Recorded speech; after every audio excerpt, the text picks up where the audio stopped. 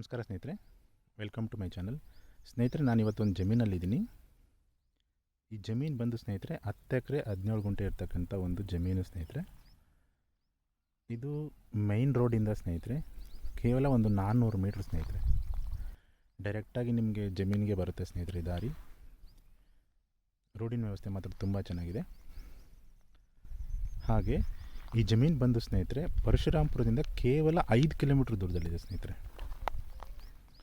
ಮತ್ತು ಚಳ್ಳಕೆರೆಯಿಂದ ಸ್ನೇಹಿತರೆ 32 ಕಿಲೋಮೀಟ್ರ್ ಆಗುತ್ತೆ ಸ್ನೇಹಿತರೆ. ಹಾಗೆ ಇಲ್ಲಿ ಪಾವಗಡ ಹತ್ರ ಆಗೋದ್ರಿಂದ ಸ್ನೇಹಿತರೆ ಪಾವಗಡದಿಂದ ಕೇವಲ ಒಂದು 40 ಕಿಲೋಮೀಟ್ರ್ ದೂರದಲ್ಲಿ ಈ ಜಮೀನಿದೆ ಸ್ನೇಹಿತರೆ.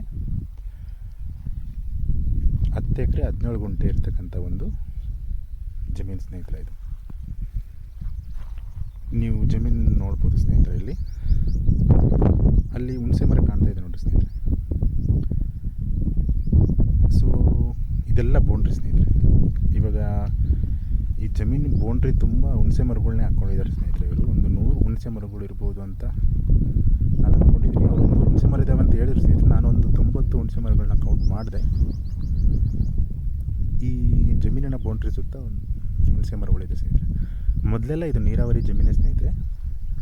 ಇತ್ತೀಚೆಗೆ ಅವ್ರ ಮನೆಯಲ್ಲಿ ಜಮೀನು ಮಾಡೋರು ಯಾರೂ ಇಲ್ಲದೆ ಇರೋ ಕಾರಣ ಇದು ಸದ್ಯಕ್ಕೆ ಬೀಳಾಗಿದೆ ಸ್ನೇಹಿತರೆ. ನೋಡ್ತಾ ಇರ್ಬೋದು, ಜಮೀನು ಒಳ್ಳೆ ಶೇಪಲ್ಲಿದೆ ಸ್ನೇಹಿತರೆ. ಸ್ಕ್ವೇರ್ ಶೇಪಲ್ಲೇ ಇದೆ ಜಮೀನು. ಈ ಜಮೀನಲ್ಲಿ ಸ್ನೇಹಿತರೆ ಒಂದು ಬಾವಿನೂ ಇದೆ ಅಂತ ಹೇಳ್ತಿದ್ದಾರೆ. ಬಾವಿ ಇದೆ, ಅದರಲ್ಲಿ ನೀರು ಇದೆ ಸ್ನೇಹಿತರೆ. ಮತ್ತು LT ಲೈನ್ ವ್ಯವಸ್ಥೆನೂ ಇದೆ ಸ್ನೇಹಿತರೆ.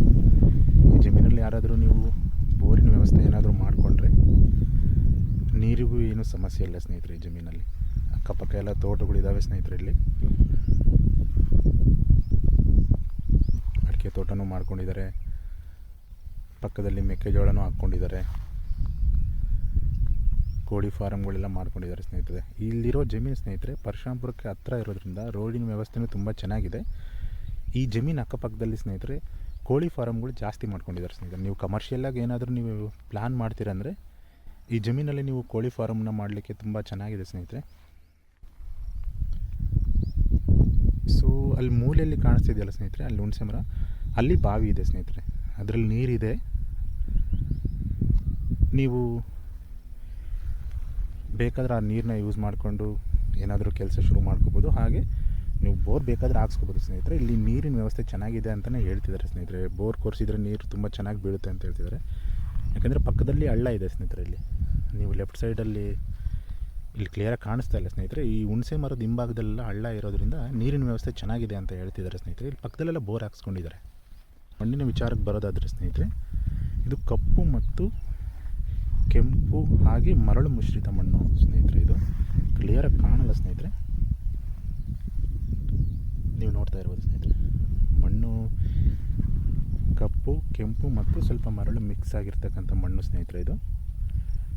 ಇದು ಬೀಳ್ಬಿಟ್ಟಿರೋದ್ರಿಂದ ಮಣ್ಣಿನ ಕಲರ್ ನೋಡಲಿಕ್ಕೆ ಆಗ್ತಾಯಿಲ್ಲ ಸ್ನೇಹಿತರೆ. ನೀವು ಇಲ್ಲಿ ನೋಡ್ತಾ ಇರ್ಬೋದು, ಇಲ್ಲಿ ಪಕ್ಕದಲ್ಲಿ ಓನರು ಬದಿಗೆ ಮಣ್ಣು ಹಾಕ್ಸ್ಕೊಂಡಿದ್ದಾರೆ.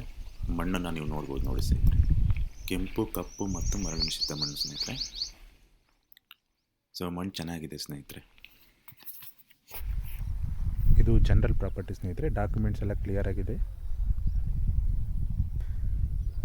ಸೊ ಈ ಜಮೀನಿನ ಪ್ರೈಸ್ ಬಂದು ಸ್ನೇಹಿತರೆ 13.5 ಲಕ್ಷದಿಂದ 14 ಲಕ್ಷ ಹೇಳ್ತಿದ್ದಾರೆ ಸ್ನೇಹಿತರೆ. ಇದು ಸಿಟಿಗೆ ತುಂಬ ಹತ್ತಿರ ಇರೋದ್ರಿಂದ ಪರಶುರಾಂಪುರಕ್ಕೆ ಸ್ವಲ್ಪ ಪ್ರೈಸ್ ಜಾಸ್ತಿ ಹೇಳ್ತಿದ್ದಾರೆ.